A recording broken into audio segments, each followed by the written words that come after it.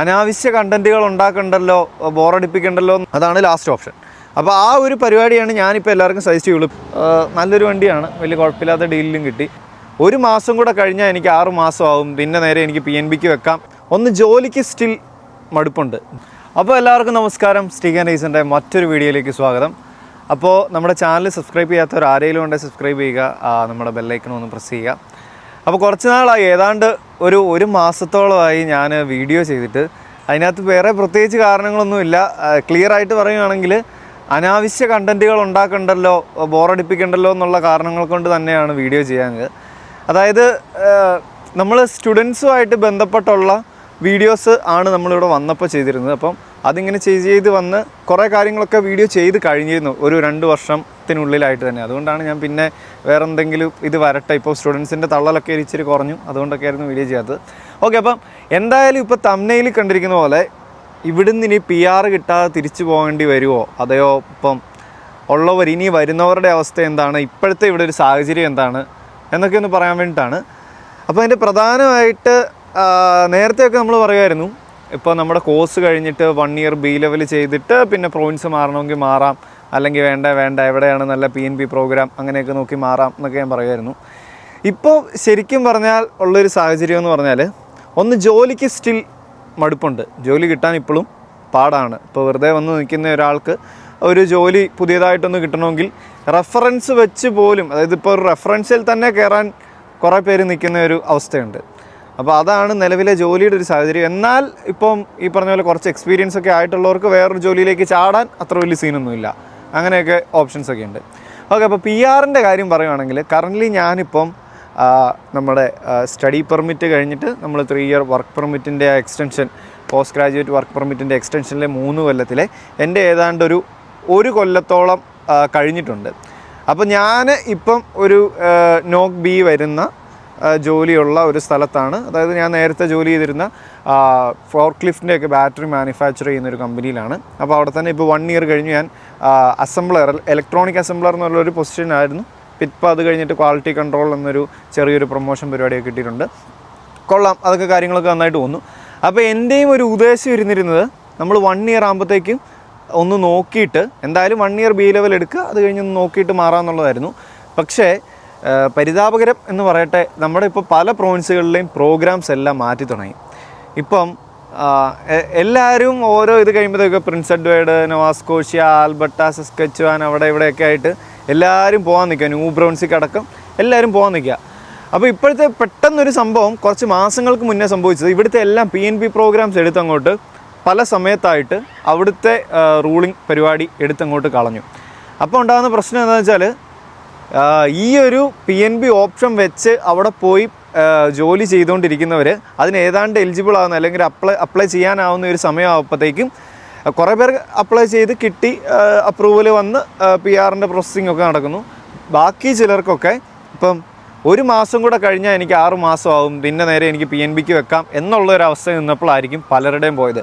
അങ്ങനെയുള്ളവർക്കൊക്കെ നല്ല രീതിയിൽ വിഷമം ഉണ്ടായിട്ടുണ്ടാവും. ആംബുലൻസോ പോലീസോ എന്തോ വന്ന് പാസ് ചെയ്ത് പോയിട്ടുണ്ട്. ഓക്കെ, അപ്പോൾ എന്തായാലും അപ്പോൾ ആ ഒരു സാഹചര്യത്തിൽ നിൽക്കുമ്പം അങ്ങനെ ഒരു സംഭവം സംഭവിച്ചതോടുകൂടി കുറേ പേർക്ക് അങ്ങനെ പണി കിട്ടിയിട്ടുണ്ട്. പിന്നെ വേറൊരു സീൻ എന്ന് പറഞ്ഞാൽ ലാസ്റ്റ് ഇയറിൽ വർക്ക് പെർമിറ്റ് എക്സ്റ്റൻഷൻ എന്നുള്ളൊരു പരിപാടി കിട്ടിയിട്ടില്ല. അപ്പോൾ ഇതിന് മുന്നേ അതുണ്ടായിരുന്നു, ഒരു ഡിസംബർ സമയമൊക്കെ ആകുമ്പോഴത്തേക്കും വർക്ക് പെർമിറ്റ് എക്സ്റ്റൻഷൻ ഉള്ളൊരു സംഭവം ഉണ്ടായിരുന്നു. അപ്പോൾ ഇത്തവണ അതും വന്നിട്ടില്ലായിരുന്നു.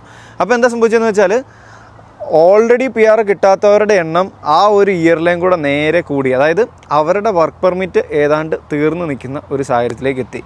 അപ്പോൾ ചുരുക്കി പറഞ്ഞാൽ വർക്ക് പെർമിറ്റ് കഴിഞ്ഞ് പ്രത്യേകിച്ചൊരു സ്റ്റേറ്റസ് ഒന്നും ഇല്ലാതെ എന്ന് പറഞ്ഞാൽ PRനുള്ളൊരു എലിജിബിലിറ്റിയോ അല്ലെങ്കിൽ PNB കൂടെ ഒന്ന് കയറാനോ ഇങ്ങനെ ഒന്നും പറ്റാതെ നിൽക്കുന്ന ഒരു വിഭാഗം ആൾക്കാരുണ്ട്, നമ്മുടെ സുഹൃത്തുക്കളിലും അവരുണ്ട്. അപ്പം ഇവരിപ്പോൾ എന്താ ചെയ്യുന്നത് വെച്ചാൽ പല ഓപ്ഷൻസ്, അവരുടേതായ ഓപ്ഷൻസ് എന്തെങ്കിലും വർക്ക് പെർമിറ്റ് എക്സ്റ്റൻഷന് ട്രൈ ചെയ്യുമോ, അല്ലെങ്കിൽ ഇതിൻ്റെയൊക്കെ റിസൾട്ട് എന്താണെന്ന് അങ്ങനത്തെ കാര്യത്തെക്കുറിച്ച് ഞാൻ പറയുന്നില്ല. ചിലപ്പോൾ റിജക്റ്റ് ആയിരിക്കും, കൂടുതലും റിജക്റ്റാണ്. വർക്ക് പെർമിറ്റ് അങ്ങനെ എക്സ്റ്റൻഷൻ പരിപാടി നടക്കില്ല. അല്ലെങ്കിൽ പിന്നെ വിസിറ്റർ വിസ എടുത്ത് കുറച്ച് നാൾ നിന്നിട്ട് എന്തെങ്കിലും ഓപ്ഷൻസ് ഉണ്ടോ എന്ന് നോക്കും. അങ്ങനെയൊക്കെ പല പരിപാടിയൊക്കെയാണ് എല്ലാവരും ചെയ്യുന്നത്. ഓക്കെ, അതിപ്പം ഒരു വശം അതവിടെ നിൽക്കട്ടെ.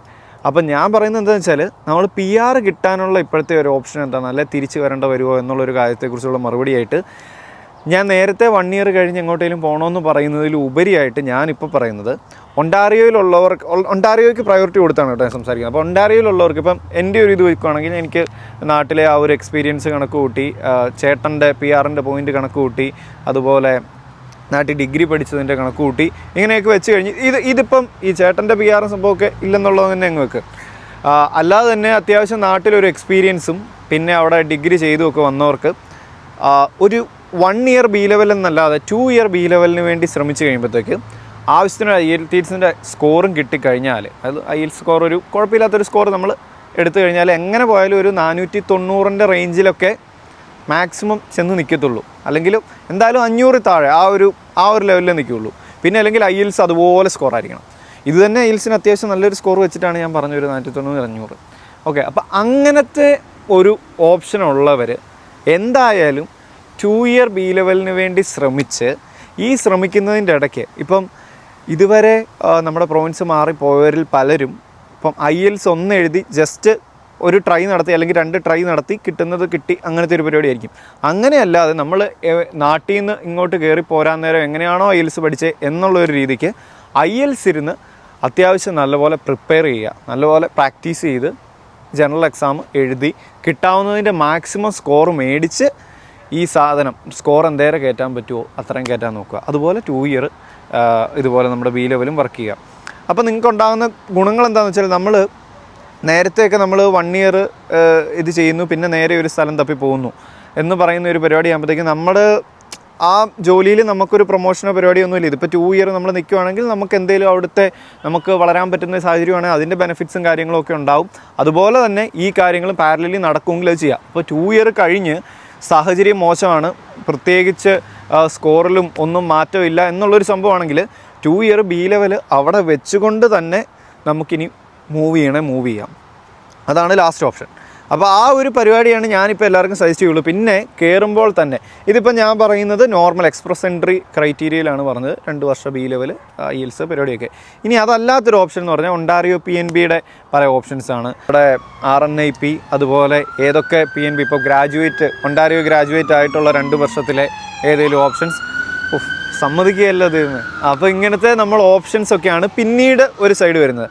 അപ്പോൾ അതിനെക്കുറിച്ച് പറയുകയാണെങ്കിൽ ഇപ്പം ഗ്രാജുവേറ്റ് ആയിട്ടുള്ള ഇപ്പം ഒണ്ടാറിയോ ഗ്രാജുവേറ്റിൻ്റെ ഇതിൽ വെച്ച് കിട്ടാനാണെങ്കിൽ ഗ്രാജുവേറ്റായി 2 വർഷത്തിനുള്ളിൽ വേണം നമ്മളതിന് എലിജിബിൾ ആവാൻ. അതിനകത്ത് ഇപ്പോൾ അതിൻ്റെ എന്തോ സ്കിൽഡ് വിഭാഗത്തിലൊക്കെ പെട്ട് എൻ്റെ ഏതോ ഒരു നമുക്കറിയാവുന്ന ഒരു ഫ്രണ്ട് അതിനകത്ത് കയറിപ്പോയിട്ടുണ്ട്. PNB അപ്രൂവലും പരിപാടിയൊക്കെ ആയിട്ടുണ്ട്. അതുപോലെ തന്നെ മിഷൻ ഓപ്പറേറ്റർ പരിപാടിയിൽ PNB വിളിക്കാറുണ്ട്. അത് വിളിച്ച് പക്ഷെ അതിനും ഒരു സ്കോർ കാണും. സ്കോർ ഒത്തിരി കൂടുതലാണെങ്കിലും അതിന് എലിജിബിൾ ആകത്തില്ല. അപ്പോൾ ഞാൻ വെസ് ചെയ്ത് ബാക്കി പരിപാടികളെല്ലാം ചെയ്ത് എൻ്റെ IELTS ഒക്കെ അടിപൊളിയാണെന്ന് പറഞ്ഞാൽ എനിക്ക് ഇത്ര ഒരു 470 മുകളിലൊക്കെ എൻ്റെ സ്കോറെങ്കിൽ അവിടെ വിളിക്കുന്ന സ്കോർ ഒരു മിനിമം ഒരു മാക്സിമം ഒരു കട്ട് ഓഫ് ഉണ്ടാവും. അതിൻ്റെ ഇടയ്ക്കായിരിക്കും വിളിക്കുന്നത്. അപ്പോൾ ആ ബിറ്റ്വീൻ വാല്യൂവിൽ അല്ലെങ്കിൽ സ്കോറിൽ നമ്മൾ വരണം. അപ്പോൾ അങ്ങനെയുള്ളവർക്ക് കിട്ടുള്ളൂ. സ്കോർ കൂടിപ്പോയി കിട്ടാത്തവരും ഉണ്ട്. ഓക്കെ, അതപ്പോൾ അങ്ങനെ നിൽക്കുന്നു. ഇങ്ങനെ പല PNB ഓപ്ഷൻസ് ഉണ്ടാവും. അപ്പം എന്തൊക്കെയാണ് ഇവിടുത്തെ സ്കില്ലിൽ വരുന്ന ഏതെങ്കിലും സ്ഥലത്ത് നമ്മൾ പഠിച്ചതുമായിട്ട് ബന്ധപ്പെട്ടോ അല്ലെങ്കിൽ നമുക്കറിയാവുന്നതോ താല്പര്യമുള്ളതോ ഒക്കെ ആയിട്ടുള്ള സ്ഥലങ്ങളിൽ ജോലിക്ക് കയറി പറ്റി അവിടെ 1 ഇയർ കഴിഞ്ഞ് കഴിയുമ്പോഴത്തേക്കും PNBക്ക് എലിജിബിൾ ആവും എന്നുള്ളൊരു പരിപാടി ഉണ്ടെങ്കിൽ ഒണ്ടാറിയോയിൽ തന്നെ നിന്ന് ഇപ്പോൾ നമുക്ക് വേണ്ട സർട്ടിഫിക്കറ്റും കിട്ടും അല്ലെങ്കിൽ പരിപാടി നടക്കും എന്നുള്ളൊരിതാണ്. അങ്ങനത്തെ ഓപ്ഷൻസ് നോക്കുക. പിന്നെ അതുപോലെ തന്നെ നമ്മൾ ജോലി ചെയ്ത് നമ്മളെ കമ്പനി ഏതെങ്കിലും വിധത്തിൽ സപ്പോർട്ട് ചെയ്യുന്ന, അതായത് എല്ലാം ലീഗലി ആയിട്ടുള്ള ഇപ്പോൾ LMIA പോലുള്ള എന്തെങ്കിലും സപ്പോർട്ട് നമുക്ക് കമ്പനിയുടെ ഭാഗത്തു നിന്ന് ജെന്യുവൻ ആയിട്ടുള്ളൊരു സപ്പോർട്ട് ഉണ്ടാവുമെങ്കിൽ അങ്ങനത്തെ പരിപാടികൾ നോക്കാം. അതുപോലെ ഈ പാരലലി നമ്മുടെ B ലെവൽ കണ്ടിന്യൂ ചെയ്ത് IELTS സ്കോർ എഴുതി ഈ ഒരു പരിപാടി നമുക്ക് മുമ്പോട്ട് കൊണ്ടുപോകാം. അതാണ് ഇപ്പം നമ്മളൊക്കെ ചെയ്യാൻ ഉദ്ദേശിക്കുന്ന ഒരു സാധനം. അതാണ് നിലവിലെ സാഹചര്യത്തിൽ.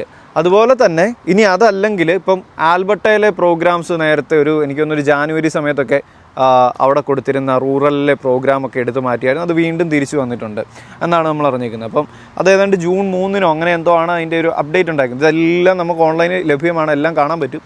അപ്പോൾ ആ പരിപാടി നോക്കിയിട്ട് അതിനകത്തേക്ക് നമുക്ക് പറ്റുന്ന ഓപ്ഷൻ ഉണ്ടോ, നമുക്ക് പോകാൻ പറ്റുമോ, ചെന്ന് കഴിഞ്ഞാൽ ജോലി കിട്ടും. ഇപ്പോൾ കുറേ പേര് ആൽബർട്ടയ്ക്ക് പോയിട്ടുണ്ട്, എഡ്മണ്ടൺ, കാൽഗരി, അങ്ങനെ പല സ്ഥലത്ത് ആൾക്കാരുണ്ട്. അപ്പം ഇവിടെ എല്ലാം നിങ്ങൾക്കും ഫ്രണ്ട്സും ഉണ്ടാവും. നമ്മൾ വെറുതെ ഓൺലൈൻ മാത്രം നോക്കാതെ ഡയറക്റ്റ് സംസാരിച്ച് എന്തെങ്കിലും റെഫറൻസ് കിട്ടുമോ, എന്തെങ്കിലും പരിപാടി നടക്കുമോ, ഈ ഒരു അന്വേഷണത്തിലൊക്കെ ഈ ഒരു പീരീഡിൽ വർക്ക് പെർമിറ്റ് പീരീഡിൽ ഇരിക്കുക, എന്നിട്ട് അതിൻ്റെ ബാക്കി നോക്കുക. അപ്പം നിലവിൽ പറഞ്ഞാൽ PNB ആയിട്ട് ബന്ധപ്പെട്ട് ഒണ്ടാറിയോയിൽ എന്തെങ്കിലും ഉണ്ടോ, പുറത്ത് എന്തെങ്കിലും ഉണ്ടോ എന്നുള്ള കാര്യങ്ങൾ അന്വേഷിക്കുക. അതുപോലെ തന്നെ നമ്മൾ എന്താണോ ഇപ്പോൾ പഠിച്ചു കഴിഞ്ഞാൽ ഉടനെ തന്നെ ഒട്ടും തന്നെ സമയം കളയാതെ ഒരു ബി ലെവൽ ജോലിക്ക് കയറി ബാക്കി പരിപാടി പോവുക. പഴയ പോലെ ഇപ്പം കിട്ടുമ്പോൾ ഒരു ബി ലെവൽ നോക്കാമെന്നുള്ള രീതിയിൽ വെച്ചോണ്ടിരുന്ന ഒരു വർഷം പോയി കഴിഞ്ഞാൽ അത്രയും സമയം. അപ്പം അങ്ങനെ ഒരു വർഷം പോയിട്ടുണ്ടെങ്കിൽ 2 ഇയർ ബി ലെവലിൻ്റെ ഒരു സ്കോർ എടുക്കാനുള്ള ചാൻസ് അത്ര നമുക്ക് കുറയുകയാണ്. അതുകൊണ്ട് തന്നെ പഠിച്ചിറങ്ങി ആദ്യം തന്നെ ബി ലെവലിൽ ജോലിക്ക് കയറി ഒരു 2 ഇയർ നിൽക്കുകയാണ്. പിന്നെ നമ്മൾ സേഫാണ്, നമുക്ക് അങ്ങോട്ട് ഒരു മൂവ് ചെയ്യണേ ചെയ്യാം. 1 ഇയർ നമുക്ക് വീണ്ടും മിച്ചം ഉണ്ടാവും. ഓക്കെ, അപ്പോൾ അതാണ് ഞാൻ സജസ്റ്റ് ചെയ്യുന്ന ഒണ്ടാറിയോയിലെ ഒരു PR സാഹചര്യത്തിൻ്റെ കാര്യം. പിന്നെ ഇതിനോടകം തന്നെ PR കിട്ടാതെ അല്ലെങ്കിൽ ഇതുപോലെ നമുക്ക് സ്കോർ മീറ്റ് ചെയ്യാൻ പറ്റാതെ വർക്ക് പെർമിറ്റ് കഴിഞ്ഞ് നാട്ടിലോട്ട് പോയവരും നമുക്കറിയാവുന്നവരുണ്ട്. അപ്പോൾ അതുകൊണ്ടാണ് കുറച്ചുകൂടെ സീരിയസ് ആയിട്ട് കാര്യങ്ങളെ കാണണം എന്ന് പറയുന്നത്.